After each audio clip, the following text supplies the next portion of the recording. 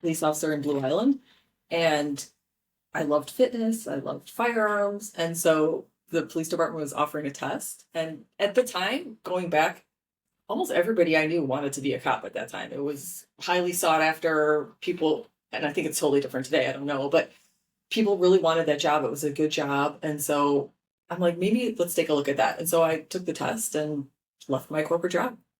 I never looked back. So law enforcement is a demanding career, especially for women. What challenges did you face as a young officer, and how did you overcome them?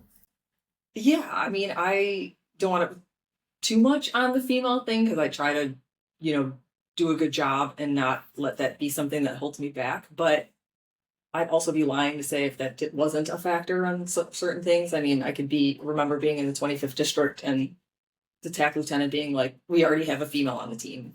We're not going to take you on the TAC team. And it's like, what? There's, how many guys on the team, and we're working hard. We're getting hot cars. We're recovering firearms.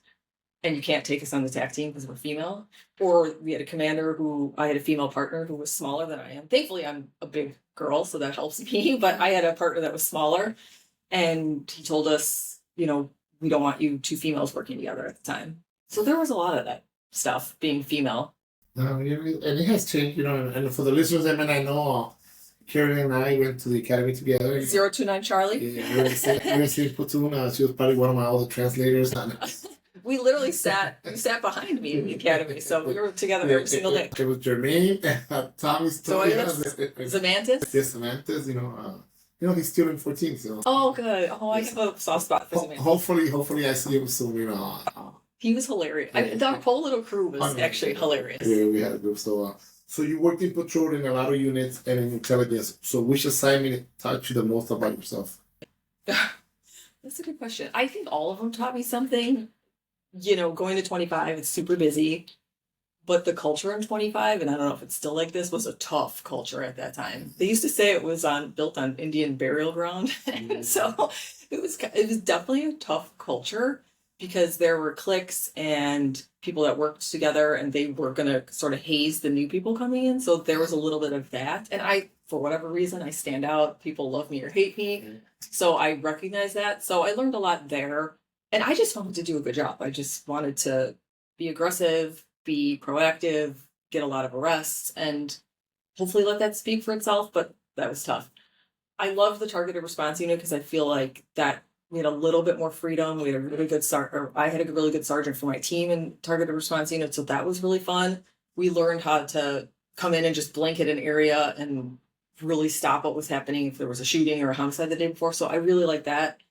But for sure, working for the superintendent was the most interesting, weird Twilight Zone place to work, for sure. And I worked there for a long time. I worked in the superintendent's policy group for Jody Weiss. And so that was definitely an interesting time. I grossly underestimated how political the police department and the city of Chicago are. Again, I just wanted to do a good job and be a good police officer and do right by the rest of my officers, especially in the superintendent's policy group, because we were writing policy, wrote the policy to allow Glocks, allow shorts, allow long guns. So I was trying to do the right things for officers, but it was just a tough role politically. And that was the time of the blog. Thankfully, I think that thing is gone now. It's not gone. It's back. Something. I don't know. I never listened to read the blog. No, me neither. But somebody just told me so I do a community policing initiative, and the next one day, what was it, 2 weeks ago, I'm getting phone calls back and forth. They're like, Manny, are they getting rid of the DCO program? And I'm like, oh no, we're part of the consent decree. It's planted in there. But the department could change daily. So if it is, you still have a JOB. Right. I feel like you're still a police officer. So I like the program. I like, that we get to look at policing in a different way, which engaging the community. I just think citywide, everybody does it. It's not every district has it. Yeah. So it's still a pilot program. We're on the 5th or 6th year. But I like it because this has been the most fulfilling for me. That I like every time I go somebody, like yesterday, there was unfortunately the ice was in the district, in the area. And while people were protesting them, and of course we were trying to guard, to protect everybody, make sure that you're standing in the line. And they're protesting, and then they turn next to me and go, "Hi, man, how you been?" And give me a hug, and I'm like, and then of course they're effing, F you, police, F the ice, and the federal government, and I'm like, And then the guy's gonna go, damn, son, she just gave you a hug like that. Yeah. And I go, yeah, but we have an understanding. I go, she knows, personally, she doesn't hate me. She's gonna stand in her views, personal views, and I feel that, I understand that, and I respect her voice. Yeah, and that's an important program. And that's the difference from when we first started to now. That now, because of all the videos and everything that's out there that you can't hide, everybody has to show their voice, or show it, because not really hear it. Yeah. Everybody wants to have it on video. They want to put it on social TikTok, Instagram, YouTube. So it is what it is, and we have to. And luckily, I've been adapted to it, and I accepted it, Yeah. And I found a lot of things because I was talkative, but I wasn't disengaging before. So. Yeah. Well, when we came on, they didn't have cameras, so how weird is that? Yeah. I know. When it first came out, it was a game changer for me in a good and bad way. Yeah. Because when I forgot, I did the same thing. Like I was at 25 and then I went to 14. I did other unit, but I got this Panther unit. They sent me to 14, and the first day I had to work. It was on third watch, a pilot program for the body worn camera. Oh yeah. So one guy had to wear the body worn camera. I'm like, oh yeah, I don't want that. I don't even know how. People used to cut the wires. I'm not even trained, so I don't even know what to do. So of course we're driving by the King neighborhood, and the King started MFing us. So we get out of the car going, oh man, come on, we have to explain to them and show some respect. And the officers tell me, I saw, hey Manny. They point me, he goes, the camera goes, then point that somewhere else. Yeah. don't engage this unprofessionalism I want to do right now. But I learned quickly in 14. Yeah. And then you learn a lot of this. It forces you to stay professional. Yeah. And at least that, because I understand that if I'm going back and forth cursing a subject or a victim, that's not the right way. So it's more like, you gotta listen. I gotta listen. Yeah. I gotta learn. Okay, I understand. And then I imagine you wouldn't even want to go out without a camera today. Oh no! Yeah, that's like. But unfortunately, this time I was a tech sergeant. Yeah. And one of my guys got involved in a police involved shooting, and of course I'm thinking about, okay, I don't know what's going on. I just heard the radios, the officer officer shooting, the shooting at police getting shot at it, and I run out, and it was like 2 blocks from the station in 10, and I run around, and as soon as I get in the car, the first thing I'm trying to do is like click the camera, and I go, where's my camera? Shoot. So I'm like, but it was like right, like we were starting our shift. So because they went out, they came in early for overtime or something. And I'm like, oh my God, I gotta, where's the camera? Of course, I get there, I lost my composure. I didn't know where I was at. So I passed like the block too late. And of course, later on, they were like, sorry, you went around the block twice. I go, man, I was like lost. So we were talking about the blog, and this was, I wouldn't even want to say the name of the blog, not that I care, but I was a target on that blog for a long time, and so that I remember. People told me, anytime anybody of our classmates were on it, well, and I worked for people that were on the blog every single day, and I didn't read it because I didn't care, but even my parents would be like, you're on the blog today. I'm like, I don't care. And it was never true, it was never accurate, but they would always have something that they bid on to write about and talk about. So that was good though, because it taught me really thick skin. It taught me to be a little bit more politically savvy and strategic in the way that I operate. And that was a good thing. Yes, play the chess game. So yeah. So you founded the women's tactical team when you were doing all this in a headquarters. So something ahead of its time. So what motivated you to create that? Yeah, so a lot of different things. My sergeant, so when I worked with the superintendent, we used to go out on Friday nights and take the superintendent out on the street and the chief of staff. And so we were out on the street in 3 one night, and we heard shots fired at and by the police, and we happened to be right there. And so my sergeant and I and the chief of staff responded, and the offender was shooting at all of us for over an hour. It was actually a shooting where one of the SWAT sergeants got shot in the vest when they arrived on scene. So it was a shooting that went on, active shooting that went on for 45 minutes to an hour, and I had maybe 5 years on the job and no military experience. My sergeant was a former Marine, and he got on the scene and knew exactly what to do. Like, you go here, take cover, don't go there. We all wanted to run down the gangway at the offender and go get him, and we all would have been shot. And so that was a real eye-opening moment for me. Like, holy crap, I need to take this more serious. I need to go to training on my own. And so I started to go to firearms classes on my own, and I'd often be the only female. I'd often be the only Chicago PD person there. There'd be a lot of suburban people or military people. And so I knew there was an audience that was hungry for more training because, as you know, CPD doesn't give you that much training. you thankfully had a military background, so you had tactics and firearms and things like that, but not everybody has that. And firearms is also a perishable skill. So if you don't shoot regularly, you're going to lose it. And so I was like, hey, I think I'm going to call a meeting at the academy and just see who's interested in this. And my sergeant laughed at me. He's like, you're going to have 5 people show up. It's going to be a joke. And I said, well, that's fine. It's 5 people and we'll go shooting. And like 35 women showed up and it was awesome. And so from then on, we just started doing all this military type training and firearms and fitness and tactics and stuff I had never really been exposed to. Or maybe we had 1 day of it in the academy. And, you know, working the street in Chicago, like it's a pretty busy city and violent things are happening. I think people underestimate that. I mean, even me being far removed from it now, how much you're putting your life in danger. And you're probably desensitized because you've been on the job a long time, but it's a really, really busy city. I mean, the president's looking to bring in National Guard because there's so many homicides and things. So it's a violent city and it's a very, very dangerous job. And yes, there may be hours and hours of boredom, but there's going to be those times where you really need to rely on the tactics and training that you have. And you will not rise to the occasion. You will fall to your level of tactics. And so as I started to go to more and more training, I started to realize I needed more of firearms fitness tactics. And so formed the Women's Tactical Association, found it and led it for 5 years. And it was a great experience. We started to expand it. And it wasn't just for females, by the way. We just focused on women because that was who our audience was at the time. And went all around the country and trained with all different SWAT teams and got to go to different shooting competitions and conferences. And it was awesome. Oh, that's great. Yeah. So looking back at it, how do you see the evolution of women in policing since then? Yeah, it's interesting. And I can't really comment on today because I don't have that much exposure to it. But when I came on the job, it seemed like more women were in administrative roles, and people were probably going to kill me for saying that. I'm not saying all women were doing that, but it seemed like there was some women on the streets, but a lot of them came in and worked inside or worked in the lockup or did more administrative things. And hopefully with the WTA, it encouraged more women to be more tactical and, you know, carry a rifle, and, you know. Well, so far, since I've been a sergeant, I know intended a lot. That's a lot. Oh yeah, there's a bunch of badasses now. And I'm not saying it wasn't like that when I came on, but it just seemed less. You know, it appeared, it appeared more, I would say, because now like you said, administratively, I see more guys now. I'm like, what?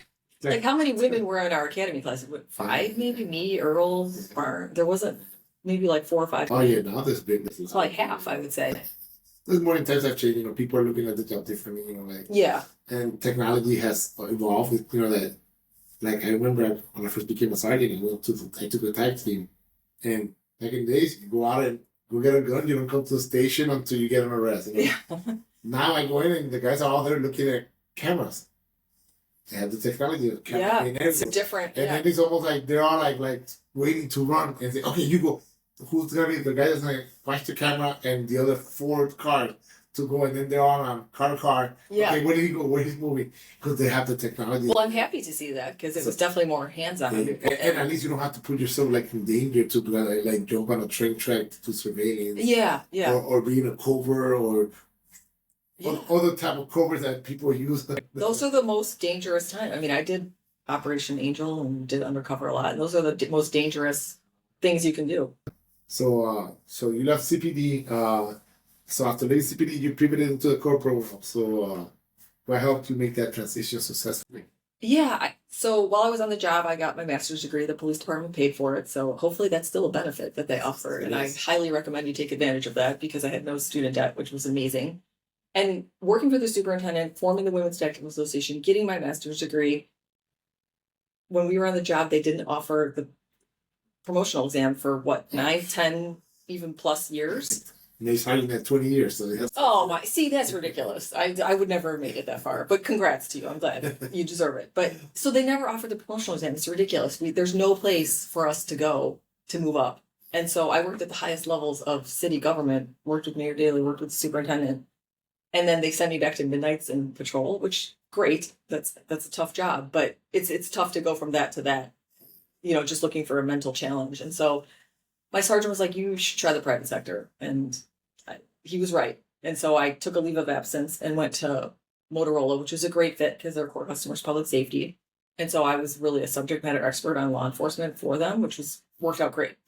But starting the Women's Tactical Association, getting an advanced degree, and then just the experience politically within working for the superintendent really helped translate into business and help me be more successful and be ready this second time around in corporate to really move up. I knew I wanted to move up. I was ambitious. I wanted to make more money. And so it really helped me do that. So what advice would you give police veterans, first responders, or officers thinking about transitioning into a new career? Because I know, unfortunately, it's happened a lot. Like, happened more than this. Somebody hit me up on social media that they like the podcast, they would give me feedback. Good. And then they saw a picture of me, and I know my brother. And then, so of course I'm doing our background because I went on the podcast. And then my brother go, oh, she don't work for CPD no more. She left. She went to the federal side. And I'm like, whoa. And I see a lot. Like, since I've been in tech for years, a lot of those tactical guys have left either to go to all the suburbs. Yeah. Or to go, most of them go federal. They go FBI, U.S. Marshals, which, if you're, again, every department hires differently. Federal agency takes sometimes longer. Our old partner, Scotty Morrison, was here with us for 11 years with CPD. And one day he just called me and told me, I got bad news. I'm going back home. And I go, what are you talking about? He goes, they were not hiring. I would have never became CPD if they were hiring. I got an offer to go work in Minneapolis. Yeah. And he left, and it was like a divorce for me. Well, yeah, 11 years. And from the academy, because I know we did hang out around. He was triplets. He was in triplets. I remember. He was in triplets. And I think people underestimate the partnership that you form with your partner. I mean, you're in a car 8-10 hours a day. That was some of the funniest times, and like I knew everything about my partners and their love lives and the chicks they're dating. Like, it was awesome, and some of the funniest stuff. You said, I was just telling the wife. So there's a gentleman that I met in the streets. He's an entrepreneur, and I'm like, oh, man, I know this kid from somewhere, but I always know that I remember faces. I just could never put the names together, even nicknames, street nicknames, and I'm like, I know him from before. And I'm like, oh, but I remember him from policing in that area that I was working. And I don't want to say too much because he may be a guest. and then I go and I'm like, so I call my old partner, Scotty, and I go, hey, Scotty, so remember this guy? And I give him the real name. Because now I know he goes by a different name. I go, what's the real name? And he's like, oh, this guy, he was part of this group. And I'm like, oh, my God. And I'm like talking to him, and I go like, and then I looked at the evolution of his life, and I was like, oh man, back then, like, he was young, he was a teenager, and look at what he's doing now in life in Chicago, putting a stamp or a food mark of who his new identity is. It's crazy. Like, I'm like, and I tell the wife about it, I go, but it's something I gotta call Scotty, so I hope Scotty listens to his 9-year-old, because every time I go black, I gotta call Tommy, because Tommy has been, my right side. Even though we never worked together as partners, I go, hey, Tommy's like, only him and my wife understood me. When I speak my little broken English, when I get all nervous. By the way, I have photo albums of when we were in the academy. I need to dig them out. Oh no, yeah. And I have pictures of everybody. I have another one. I still have to this day. Do I dream in Spanish? So this day I'm still that has been haunting me, and just for the listeners, a fellow classmate, I'm not gonna put his name out too like that, but he asked me, I think we were last week at the academy, he goes, hey man, you got a question, do you dream in Spanish? And he made me think. I go, I don't know, I translate my dream is my dream. I go, I don't know why I do it in Spanglish. Like, oh my gosh. And I don't even remember my dream, so why would I know this stuff? But we had some characters in our class for sure. But so you were asking about how I transitioned to the private sector, and I think for officers, the number one thing that I would want everybody to know is that your skills are super valuable. I guarantee you're going to come out a better leader than most people in the private sector. I feel like that was one thing I really picked up well, is how to lead teams of people, how to stay calm in high pressure situations, how to critically think when it matters. And so your skills are in demand. And so that's number one. Number two is start networking. You obviously have a great base of people that you connect with, but get out there and talk to people, and don't be afraid to make those connections and try some things out. Whether I left the job for the private sector or my own company, I was definitely going to leave the job, just because I'm an serial entrepreneur by heart, and I have to do my own thing. So I was going to leave no matter what. But there's definitely companies that are looking for folks that have the experience and skills that people on the police department and military have. And if they don't want it, then too bad. That's not the company for you. So So, we talk about it because that was the next question. You're answering the question, which I always laugh. I laugh because I'm like, I have my little questions I don't forget because my mind goes everywhere. And then I'm like, oh, I got something. Oh, she answered. The answer is another question, which is perfect. But what does tactical mindset means to you, especially since, you've been now on two spectrums? yeah, yeah. So health and wellness is really, really important to me. So tactical mindset, yes, we're talking mindset, but it's being mentally and physically prepared for anything. And so that's something that I've definitely carried over into the private sector is mentally being ready for any situation, but also physically being ready for any situation. And so that's really, really important to me. And so tactical mindset, having the ability to face challenges, critically think, lead your team when you need to under pressure. So that's what tactical mindset means for me.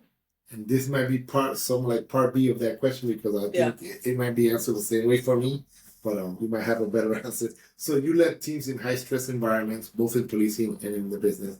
So what's your approach to leadership under pressure? Yeah, I think and it may come from the police department for sure. In fact, I know it does. The ability to just stay calm when people are, running around like chickens with their heads cut off. So I definitely have that ability to stay calm. And if they see the leader being calm, and I mean leader by title or leader just in general, you don't have to have the title to be the leader. And so I think that has certainly helped. And then leading up to the high pressure situation, hopefully I've displayed leadership that people are respecting up until then. And so taking care of the teams, listening to their ideas, helping coach and mentor other people, and genuinely caring about the team. Hopefully I've done that prior to those situations so people know that there's trust built up and they can rely on me. And then communication is huge. Clear communication along the way so that if I know something and to the extent that I could share it with the team, because I've led really large teams in corporate, I'm going to share it as much as I possibly can. But it's really important to me that people know that as a leader that I care about them and their careers. That was the worst feeling is when you felt like your boss or whoever doesn't care what you care about or where you want to go in your career and that there's no place for you to go. That was the worst feeling ever. And I never want to have that or have my employee feel like that. I want them to know that, hey, I got you. We're going to get you where you want to go. And here's the path to get there. They can see the path. I agree. I had supervisors like that. That was the first question. I think my name was the last name, Buster. Myron Buster asked me, like I said, to me, he's my first sergeant that I ever had on the team. To me, he's like a father figure. I love that. And the first question he asked me was, when I retire, where do you want to be? Yeah. And he goes, and I will get you there. I will help you. I'll mentor you. I'll get you. And I go like, oh, I want to be you. And I go, I don't want to be you per se, but I want to be a sergeant that leads a team of officers because he took his time to teach me his role. And that's what a lot of times I tell my team now, I go, you guys are making my job easier because I'm teaching you how to do my job. So technically, I don't have to ask, hey, what are you doing? You already know. I'm just like signing the dotted line. I'm just double checking. And the idea of it, and I go like, well, because if you want to go somewhere, I hope you get there. I'm not gonna. I don't know. Yeah, you're making me look good, but at the end of the day, it's for you. This is for you and your family. We all signed on this job. Yeah. Whatever job we have, not just in policing, we do that by ourselves. Like, and at the end of the day, when you retire either by yourself or with, of course, with your family. But it's an experience that you made this decision for this career. And I had a couple bosses like that too, and I didn't know him, but I've heard great things. That he's a good leader. And to this day, like I remember, like the day that they put me in for Mary, I was so like crying that I had to just to call him and tell him, Marvin, they put me in for Mary, and he like go, man, you ain't even promoted yet.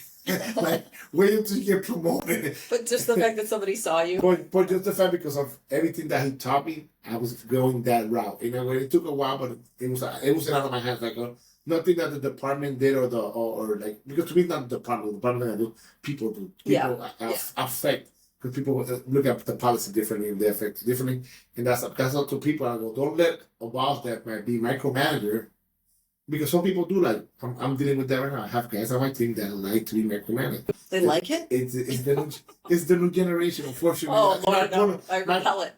My point of view right now is like, I don't know how people like to be micromanaged. I go, Just give me the objective, Yeah. or give me the mission and how you want to do. And then if I find struggles, I'll come ask. Yeah. I'll come ask for help. Like, well, at least I know. I have guys that I give them the roll cards on what to do. I turn around to do my job on the computer. I'm not doing ANAs, doing anything. 10 minutes later, I turn around, they're still there. I go, what are you waiting for? There I go, sorry, we don't got nothing else to do. I go, you can't think outside the box. Like, Yeah. The absence of orders take charge. Yeah. I'm not gonna go, okay. Well, I guess I'm gonna figure out what a project I'm gonna give you then. And then unfortunately, then I got sick because of it. Yeah. I was in the hospital. It's a lot. Yeah. Because and then we thought I was having a heart attack. Blood pressure was crazy. Oh goodness. Yeah. Luckily, when I said my health was good, and then when we checked, it was like my doctor was, you're stressed. I go, but I'm stress I'm is the worst. Man, I'm relaxed. I'm always happy. I'm always smiling. He goes, Yeah. He goes, but even the wife said it. She goes, you're fighting something within. And I'm like, oh. Luckily, I was vent out to her, and I'm like I call my kids. I go, my effing kids. I go, like, you're stressing me. And I go, what's going on? I go, like, they're gonna be told to do 24/7, and I can't deal with that. I'm like, not even in the military. Then the military mindset, you are giving direct orders. Like, okay, for sure, go take care of this. When you get done, come back to me. But no, they want step by step. And then when the new role is, there's no right or wrong way to find a problem and fix it. Because there could be you could go lead a path and find a problem, and you could do it the long way. Yeah. And do all this 20 million steps to find the solution, or there's an easy way, just take care of it. And I tell them, you can do whichever way. Yeah. However you want to work. We got 8 hours of the day to deal with it. As long as you can find a solution, and they still want to question that. Yeah. And I think, and it gives me something, unfortunately, like our generation, my kids right now, that my kids are always going, but why? Yeah. But why am I doing this? And I'm like, just get it done, man. Yeah. That's good that you know that about your team, though. It's good to know what's driving them and what their motivators are. I mean, I like to give people on my team authority and autonomy, but if I see that they're struggling or maybe have questions, then obviously I'll spend more time with them. But as far as staying calm under pressure, one thing that I used to say sort of tongue in cheek to my corporate friends coming from the police department, I'd be like, is anybody shot? Is anybody bleeding? If not, we are good. Like, this is easy stuff. No one cares about the TPS report. We are not, in these high life or death situations. So it's pretty easy to go from that to corporate and stay calm. So when you look back, what are your most proud moments from your years in CPD? Yeah, obviously the people that I met along the way, and I love the purpose. And I really did come on the job to help people. I mean, you meet people on their worst day. And I know there's a lot of stress from the media, from bosses, from citizens. But at the end of the day, it was a job that I felt like I was helping people from time to time. And I was doing the hard things that maybe was not for everybody, and running towards the fire, like you say at the beginning of your podcast. And so I'm really proud of that. And that's something that I've struggled with since I left the department, is like that sense of purpose and serving a higher mission. And so that's why I love what you're doing, talking to people from police and military. And it's really important to me. And that's something that I want to do, is just continue to give back and help people along the way. And so that's something I'm super, super proud of. The Chicago Police Department is no joke. Chicago's a tough city. I mean, I would say it's the best police department in the world. There's a lot of issues, clearly, with leadership and things like that. But, you guys do an important job, and I don't think you get enough kudos for it. So I'm super proud of just being anywhere near people that do that type of work. And I come from a family of servants. My brother was a firefighter. My other brother was a police officer. So sort of in our family, and as much as, they're sort of jaded now towards public service, they did do an important job. And so it's just an honor to even be here. So what drives you today after everything you have accomplished? Yeah, I feel I just turned 49. And so I feel like I'm just getting started. We're young. Yeah. I do not feel 49. I feel like I'm in the best shape of my life. And I feel like I have some more in me to do. I haven't necessarily always had the time to figure out exactly what that is. So I'm spending time being a little more creative, exploring different opportunities. Certainly I'm an entrepreneur. I've started a lot of different companies. I've advised a lot of different startups. So I'm going to continue to do things like that. But I'm super interested in psychology and research and writing. And so I'm doing a lot of that right now, writing a lot of my police experience and things that I learned on the police department and how that translated to business. So I'm just kind of exploring what it is that lights me up for once, instead of having to do something out of necessity. And I also don't have to do anything. I could also do nothing, but I do feel like there's things I need to do and want to do. And so that's why, connecting back to this and you was really important. I don't know. Like I said, and I see you. I follow you on LinkedIn. Yeah. I'm always like, oh, season 1. This is season 1. Oh well, this actually your interview is part of season 2. But my season 1, I was trying to find myself. Like I was trying to find what this podcast was about. I knew what it was. Mental wellness. It's my mental wellness. Like I said, a lot of people that know me, I lost 2 kids. Yeah. And Sorry. it's always like the beast every day that when I wake up, like me and Jessica deal with it. We're like, okay, so they could be, and a lot of people don't know, and for even close friends and family, they don't understand that. Like, they think that okay, it passed 9 years ago, but No, it's that's never. my child. Yeah, Like, yeah. I go like every time I celebrate something, I'm like, oh man, I wish he was there. So right now, Yeah. we're planning my youngest son his 21st birthday. And I'm arguing with him, like, why do you want to go out? Of course, I'm trying to be a crazy dad that wants to take him just a dad, boy, a man's Yeah. trip. Let's go to Colombia. Let's go Let's go to Vegas. Let's go to Thailand. Let's go some. Oh, jeez. And I want it to be like a hangover kind of. Oh, jeez. And he's like, no. He goes, and that's when he felt like his brother. He's like, well, no, I want to go to Puerto Rico. I go, we're in Puerto Rico allowed. I love Puerto Rico. And then, Me too. and then he goes, and then I quickly remember, because I know he's still coping with depression about his brother's death. I was his best friend. He goes, I want to celebrate with my brother. And then I'm trying to get not to be religious with him and go, hey, he's always with you. He's in your home. Like, yeah. He goes, no, that. And then I kind of picture, like, oh, he wants to be able to have a drink sitting down in the cemetery. Like I could foresee it because every time we go to Puerto Rico, he tells me to stop at the cemetery real quick. I want to talk to my brother. So I go, okay, he wants to celebrate it that way. So that mental, every time I have a guest, I'm like, well, I go bragging later. Now I get the wife involved more to come and greet the guest. But I used to do it in the basement, and I'll come up, and I'm like, man, babe, wait till you hear the story. Of course, like, just give me the footnotes over there. I go, no, you gotta listen to the podcast. You gotta follow me. You gotta and I yell at my kids. I go, I want. And the other thing is that I use my kids, and I go, like, I wanna be able to have a better friendship with my son, and because like my dad, I'm 3rd generation police. I don't know all my dad's stories. Right. I read articles. Yeah. I wish my dad was talkative like I am and told me his story because he never pushed none of us to join the military or to become police. We decided this on our own. But I'm like, man, what if something happens to me? How will my kids will know? Yeah. So, like we were telling you earlier before we started, that my son edits it, but he's listening to the story, and then the next morning, there's times I'm about to go to work. I'll wake him on. Did you finish editing the episode? He goes, yeah. And he'll come and he'll give me a big hug. He goes, you learned something special. I didn't know that about you. Or he needs famous. Like yesterday, I had a house music legend here, White Knight, he's a very good friend of mine, and he just came just to talk to me just about life.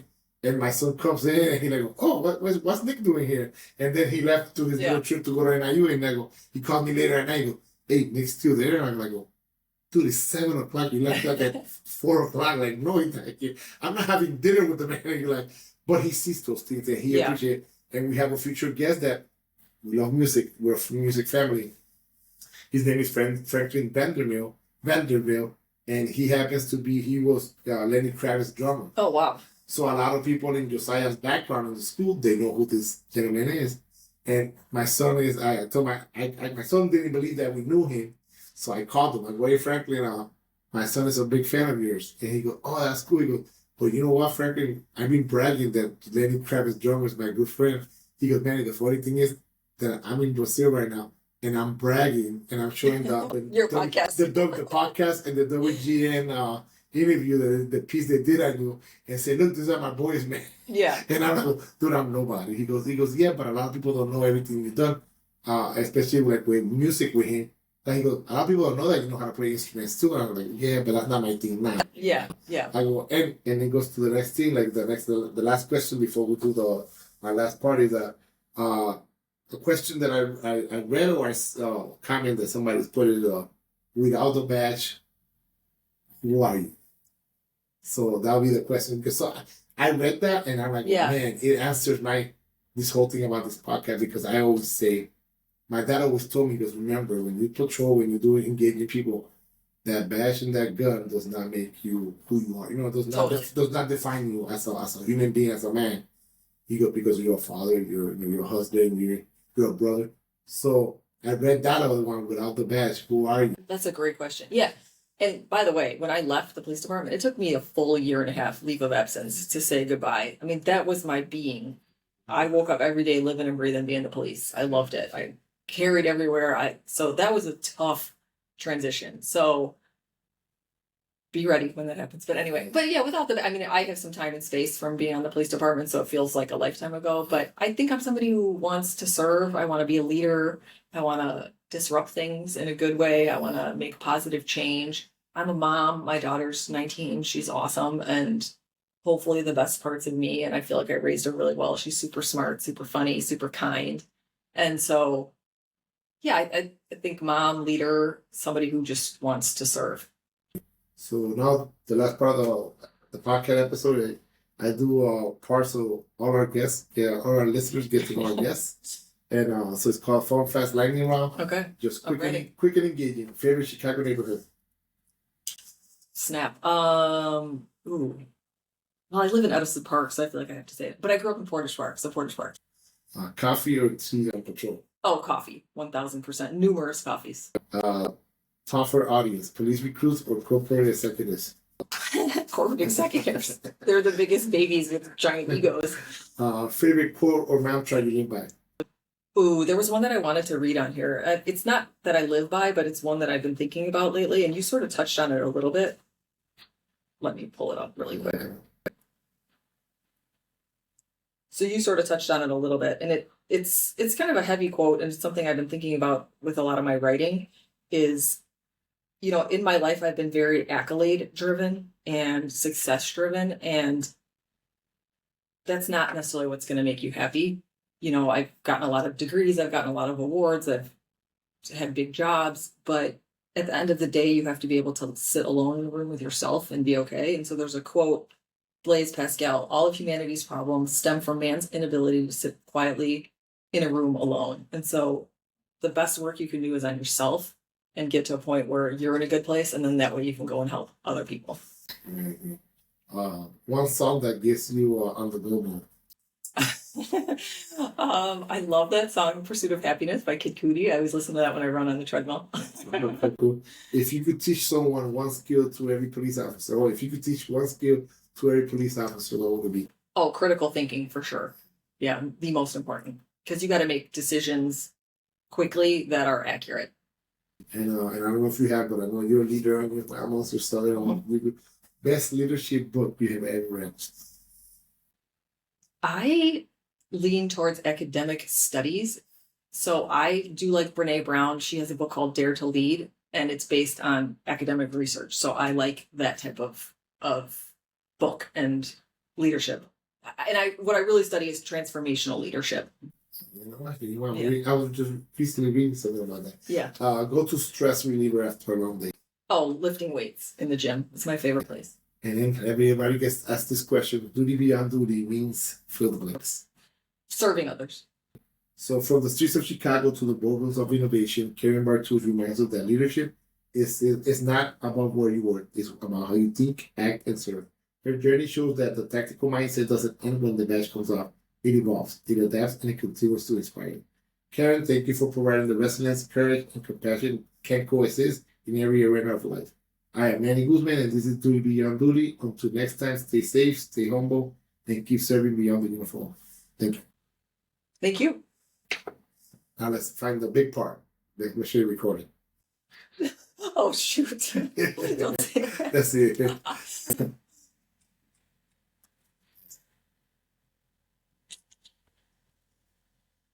That was a great intro.